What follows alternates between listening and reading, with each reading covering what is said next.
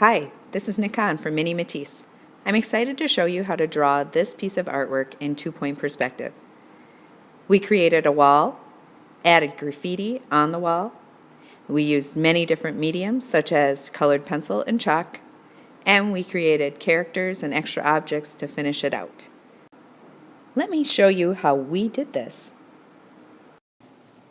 For this project, we're going to add wings. So as you can see, I have a thin piece of paper here and a 9 by 12 piece of paper here. And what I'm going to do is take some tape and tape it down like this, and this will be the back. I want to make sure that I write my name on the back right here. Once I have I'm calling these wings, taped on, then you're going to go ahead and add a horizon line. So you'll take your ruler and right in the center of your paper, draw a horizon line all the way from one wing to the other. And then go ahead and add your 2 points on either end for 2-point perspective. Alright, we're going to make a vertical line now, and this goes from the top of your page to about maybe an inch from the bottom of your page. It can be on either side of your page, but you want it to be a little off-centered. Then you're going to measure from the top about every ½ inch, making little tiny tick marks. These tick marks should be made very light so that we can erase them later on. So now we have our blue vertical line and our red tick marks. Of course, you're using just graphite, but to explain this better, now we're going to take our lines from every tick mark and bring them back to each vanishing point. So on this side, I'm bringing them back to the vanishing point on the right, and on the other side, I'm bringing it back to the vanishing point on the left. I'll do this to all of my tick marks. Now as you can see at the top, I have a tick mark, and that's where I leave off. Now I want to make my wall appear that it goes taller than my actual page is showing. So I'm guessing at my placement, but I'm still going back to the vanishing point. Here I'm adding 3 over onto this side, and since I added the 3 over here, I want to make sure that I add the 3 additional lines on the other side as well.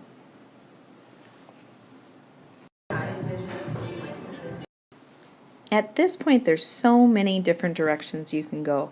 This is where we're going to make ours a little bit more unique.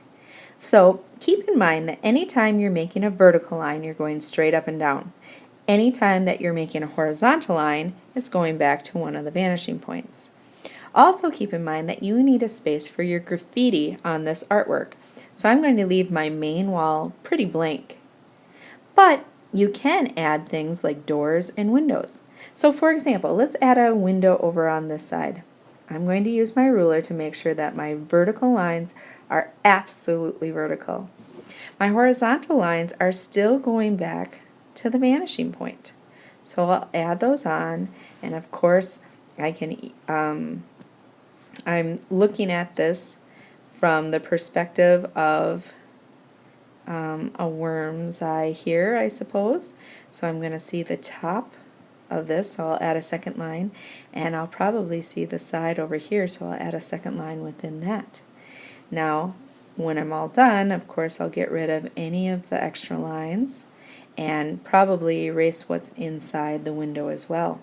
If I want to make it look a little bit more realistic, I can just add a couple of little lines. I don't know why, but that always makes a window look like it has glass in it. If I want to, I can also add a sidewalk. So along the edge here, I'm going to use my vanishing points to make a sidewalk. And I'm going right off the page.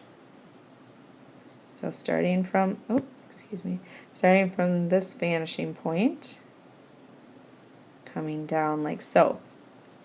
Now I also want it to be a curb, so I'm going to make 2 of these, like this, like this. Notice I'm still going back to the vanishing points. Now I want to make the lines on my curb. So I'm going to start from my vanishing point over here.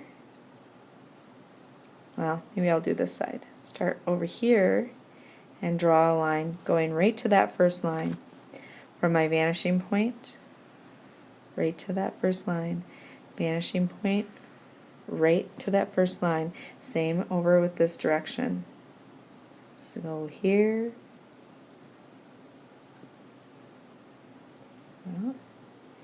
here, here, until I run out. Now, do I have to draw all these lines that are coming through here? No, not necessarily. I'm just giving you a clear idea of how to do this. In fact, I'll go back and erase some of these so that I just end up with the sidewalk itself. The other thing on the curb is where you're going to change your direction and now go perfectly vertical. So, vertical to the edges of my paper. If I don't get this vertical, it does look a little off. So that's how you can make that. And then if you want to add a sign, maybe you have a sign up here, vertical, vertical, and adding these back to the vanishing point. Don't put words on, we'll talk about words later. Maybe you have a door back here, vertical, vertical, line goes back to the vanishing point. And I also added a building back here, so I have a vanishing or a vertical line here. This bottom goes back to the vanishing point.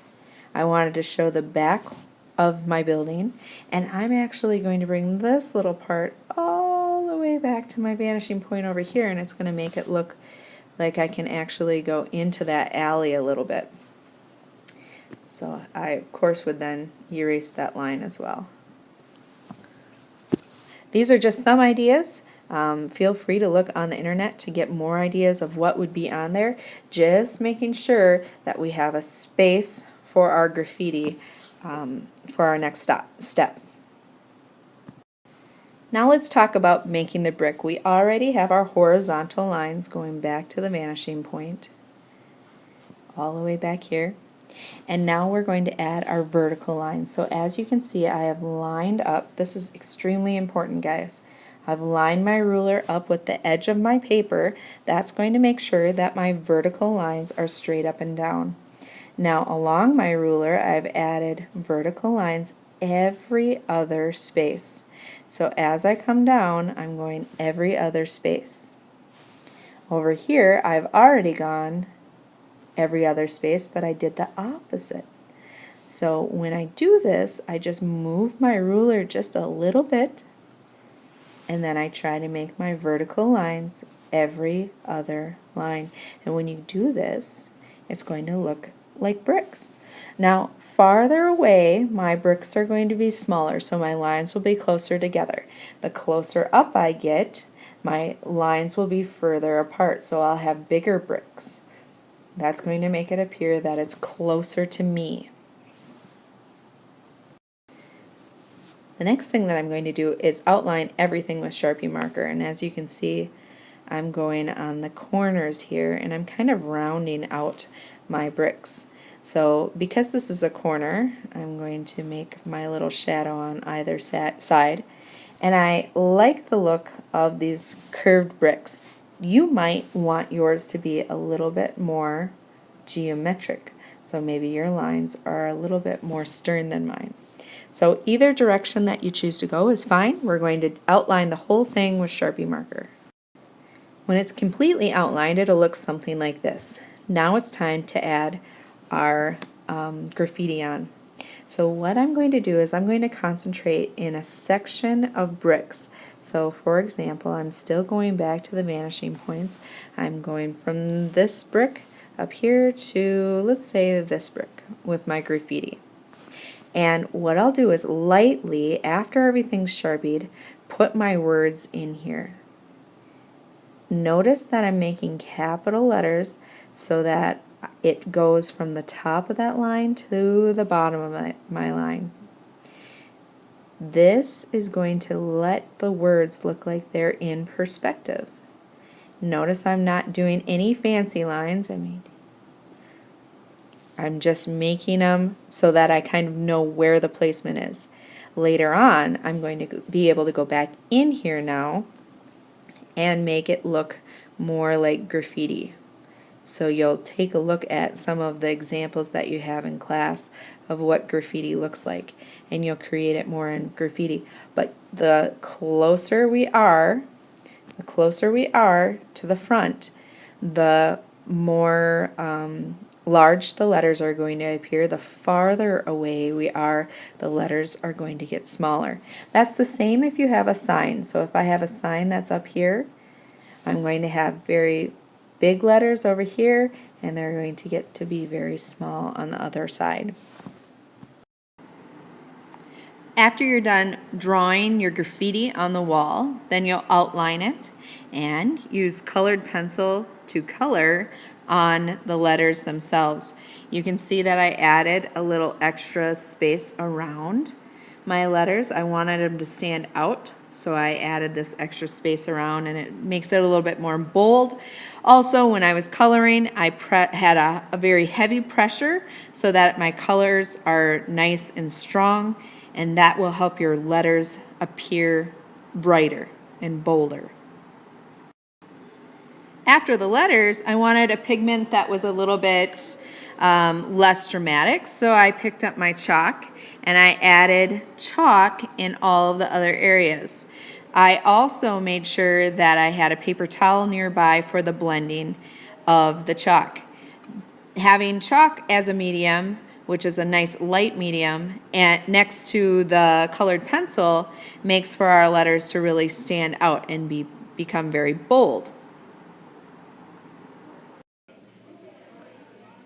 We'll go ahead and place our characters and our other objects that we want in our scene on a sturdier piece of paper, such as tagboard.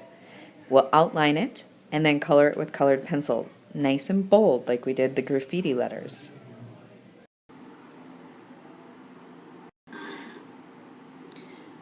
Alright, so I have the entire drawing done. Now I'm going to glue it onto a black background. So I'm using rubber cement here. Rubber cement holds really well, and it makes sure that it glues things down very flat. I suppose you could use glue stick for this as well. Try very hard to center this directly in the center of your page. Now I'm pressing down with my fingers, not rubbing on the top of the page because I don't want to smear all of that chalk that we've used. Now I'm going to take my figures and lay them out how I think I might put them on my final piece. So I might lay them around and adjust as I go. There. Making a decision on where I want to place everything. And then we're going to use some sticky pads that they have stick on both sides of them, so you'll peel that off from both sides and place them on the back of your characters and objects. You might use more than one. I'm using 3 here. I want to make sure that they fit on the back so that they don't hang out and I can't see them anymore. Then I'll choose my place to put it down and press it down so that it stays. As you can see, it's a bit three-dimensional. It pops off the page just a little bit, and it brings the viewer in to have a little bit more interest. I'll finish this up, putting the rest of my objects in, and call it a day.